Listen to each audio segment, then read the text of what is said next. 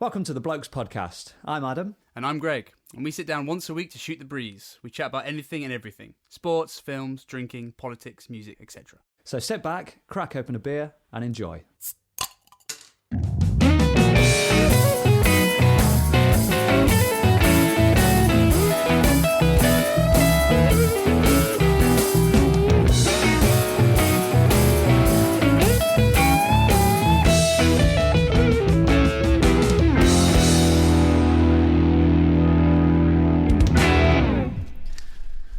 Good afternoon, sir. How are you?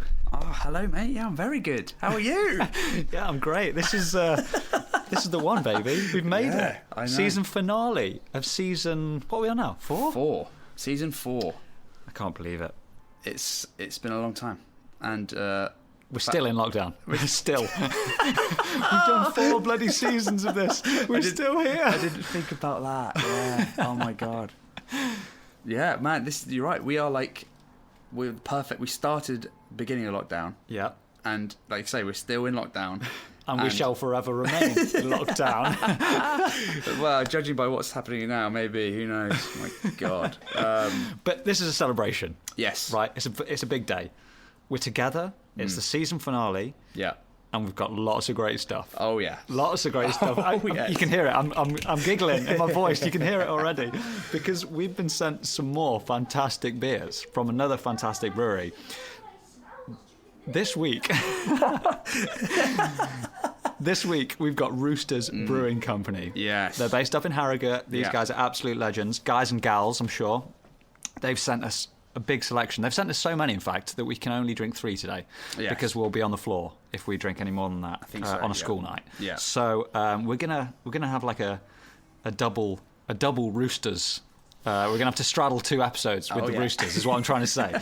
So we've picked 3 of their beers today. I reckon we just dive straight in and 100%. crack one of these bad boys open. Let's do it. What have we got first? So we're going to go with the Yankee Original Pale Ale first because, I mean, initially it's the lowest in alcohol that we've got here. So we're going to jump straight in with that. I love a pale ale, especially straight off the bat as well. This is the first drink I've had today.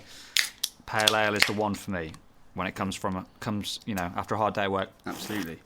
Which I've actually not done today, but we'll assume that I've been working hard today. It smells fantastic. It does smell good. Yeah, straight off the bat. It's nice and it's got that sort of like yellowy, greeny sort of colour that I like with a pale ale. It's not very cloudy actually, but it does look super effervescent. Very fizzy indeed. It's going to wake me up. Oh man, I'm getting like...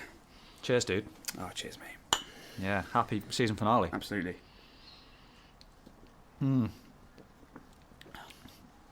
Oh, it's bitter. I like it. I love it. It's got that pale ale bitterness to it for sure. I love it. I'm going straight for a second chugger straight away. Oh. Yeah, that's not like your... Yankee has thrown me off a bit. Yeah. I was thinking it was going to be way more American-y, stereotypical, like pale ale. I know what you're saying, but I think these guys have really got their geography right in terms of American beers. Because Yankee is usually sort of like New England, sort of those sort of eastern states, right? Whereas I think I always associate that sort of really cloudy American beer with like the West Coast. So I think we might have one of those coming up soon, actually. Something a little bit more like that. Okay. But I think they've got the Yankee thing spot on. This is like... Okay. I'm drinking this in New York, in Manhattan. I've just finished a long day on Wall Street. Yeah. I'm straight in the bar. Like, I'm loud as anything. Like, come on. I got my mates like Chad and Brad. Yeah. We've all been on the stock market, making a fortune, and now we're sipping a few Yankees from the Roosters Brewing Company.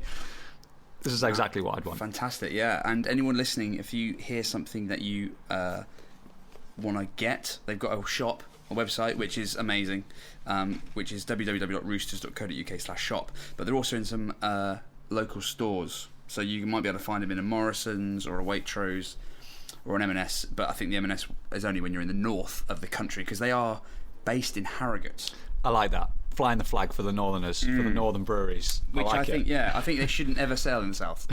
Actually, is what I think. I'm sure their accountant would disagree with you, but I like the moral victory for the Northerners there, that you have to go all the way up to Yorkshire to get it in the M&S branches. Big time. I've actually been to the brewery. Have you? Yeah. Oh, mate, this is I sick. forgot to tell you that. But how was it? Amazing. It was like they know what they're doing. So they had the brewery with like glass pane doors everywhere, so you can see what they're doing. Love it. And entices you in. Exactly. And then you've got this like tasting bar next to it, and they had everything they make obviously on the menu. And it's like we've got 6 beers in total. So we've got this episode, we've got another episode. We're really lucky with that. But their menu is vast. Is it like a scroll? It's blow the dust off the parchment. Like it's great, and the variety they've got, man, it's so good. And on the day, I remember I was going for like the sort of brownish, stouty ales. Even though it was quite a hot day, but I was really going in on that. And I sort of didn't go for the pale ales, which I think we've got a majority of today, which is great. Just such a cool little experience, and it's just like it's like a pub, and then you look to your right, and you've got like an active brewery next to you. It's really cool, mate. Incredible. It's like a pub, but with learning as well. I mean, you're learning about the process, right? The synergy of that just really gets me going. But man, this is great. Oh, this is fantastic. This is the perfect beer to kick us off on our season finale today. I feel like we need to maybe mention where we are. Yeah, of course. Because I think, there might be a few random sounds like kicking off. One of them is my favourite. Yeah. But tell us where we are, Greg. Tell the good listeners where we are. So we are outside. Our first outside pod. Al fresco blokes. God. Sorry. So that'll be the hashtag we put out. God. Hashtag al fresco blokes. Christ. But we are in my back garden. It's a beautiful back garden, mate. I mean, what more do you want? You've got hardtack walls. You've got concrete as far as the eye can see. Plenty of moss. Yeah. If you look behind me, actually, you'll see my one side of the garden. I've planted a nice row of nettles. On the other side, I've got the Chelsea Flower Show. Yeah, it is. Yeah. And the other side is what should be like a nice sort of flinty stone path, is now completely engulfed in what I can only describe as like a parsley-based weed. It's like 70% weed. It's weed, yeah. When you cut it, it smells amazing though. I want to cook with it, I think, but it might kill me. I'm not sure. But maybe it is like parsley. Yeah, I think that'd be amazing. It's the most hipster herb garden I've ever seen in my life. So not only have we got that, there is quite literally a swarm of bees underneath our feet. We found this nest of masonry bees. Hive, please. A hive, sorry. I don't keep up with the nomenclature. But as you know, I'm deathly afraid of anything that flies and buzzes. So this should be an interesting podcast. We'll keep all the sort of girly screams in as they bumble over here. Keep it together, mate. Yeah. As they bumble. It's like the least threatening action, isn't it? The bumble. Absolutely. So, yeah, I mean, we're in nature. There's going to be sounds. There's going to be things happening beyond our control. But I just wanted to, prep the listeners. But I'm happy. The sun is shining, kind of. And maybe we're outside. What can you do outside? You know what? In recent times, there is one thing that you're still allowed to do outside. I mean, the man's going to try and change that. But to this day, you can still smoke a cigar outside. Yes, you can. Interesting. I think we should do it, baby. I think we should. I think the listeners will benefit from this. I mean, we're selfishly doing it because we love doing it. But we have been talking about wanting to maybe educate some people that are interested in possibly taking up cigars or smoking cigars, or it's a bit of a intimidating subject, I would imagine. Yeah, for sure. But it's such a cool little hobby, and I don't know. I think a lot of guys like the idea of smoking cigars, but they just never do it. Yeah. Or when they do it, it's once when they're hammered, they're given it, and they just basically just burn it to a crisp, and they just don't have a great time, and then they never do it again, until they're hammered again and someone has a cigar. Yeah. So I thought it would be cool if we could maybe walk people through how we light, smoke, what kind of cigars we like, and that kind of stuff. Yeah, definitely. What I want to say first is that you can probably hear that we've got a little bit of cellophane in these cigars. Oh, yeah. Okay. So, firstly, cellophane is usually reserved, not entirely, but usually reserved for non-Cuban cigars, right? So, obviously, cigars come from places where they grow tobacco, right? Yes. Lots of these hot countries: Cuba, Nicaragua, Dominican Republic, Honduras, the United States, those sort of places, and they are all fantastic. Okay, so you'll know that one guy, one mate that you know that smokes cigars. He'll go on forever about how he only smokes Cubans and they're the best things ever, and like all of the cigars are rubbish. Don't listen to that guy. Yep. He's talking out of his arse. He doesn't know anything. Yes. And he wants to make people think that he knows everything. Yes. Right. Some of the most fantastic cigars I've ever smoked are from non-Cuban countries. So yeah, don't worry about where it's from. All these countries make fantastic cigars, right? Definitely. I mean, I think it's like one of those things with everything.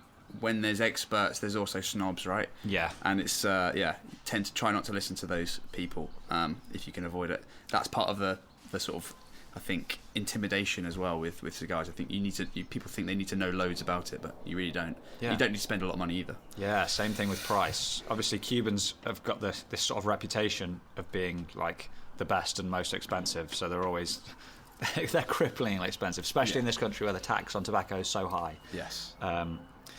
Yeah, man, I can rarely afford Cuban cigars, man. I love them; they're great, but I love a Dominican or a Nicaraguan. 100%, and they're just so good and so much cheaper. That's the thing. The bang for buck. It's like, why would you pay all that money? Where, I might do it for my birthday or something, like special occasion. I might get Cuban, but yeah, even that's just to make me look good in the park. Big time. So what do you have there? I've got a Camacho, Connecticut. I don't know the exact size, but it's basically these are quite small ones. This will take us like, I don't know. Mine will probably take me like 15, 20 minutes. Maybe Mine a bit more. Probably half an hour. Mine's slightly larger, still relatively small. All right, mate. Jesus. Got to be careful what I say. I purchased neither of these cigars, so tread carefully. I was just trying to say, make yours sound bigger than mine. That's what I was trying to get. No, Greg has very generously given me the Davidoff cigar. Davidoff is a fantastic brand. In fact, the first Davidoff I ever had was this year, right? Really? Relatively recently, yeah. Right. And absolutely loved it. So I'm super stoked for this, right? Cigars have lots of different shapes and sizes. Most of the time you'll get a straight-sided cigar, okay, so it just looks like a tube, basically. But occasionally you'll get these sort of these cigars where they sort of taper, either at one end or both ends, and they kind of bulge in the middle a little bit. They're also fantastic. It's kind of like beers in the sense that like there are loads of different flavors, loads of different strengths, loads of different shapes and sizes, and it just depends on what you enjoy, right? Whether you like a really strong flavored smoke or not, or whether you've got 3 hours to smoke a cigar or not, because believe it or not, lots of cigars take 3 hours to smoke, right? 3, maybe 4 hours. You can nurse a cigar over if it's like a Gigante or a double Corona or one of these ridiculous things that you can get nowadays. Yeah, so they're usually measured in inches, right? Yeah. Inches is the length, and then ring gauge is the kind of girth. The girth, yeah, exactly. Don't look me in the eye when you say that.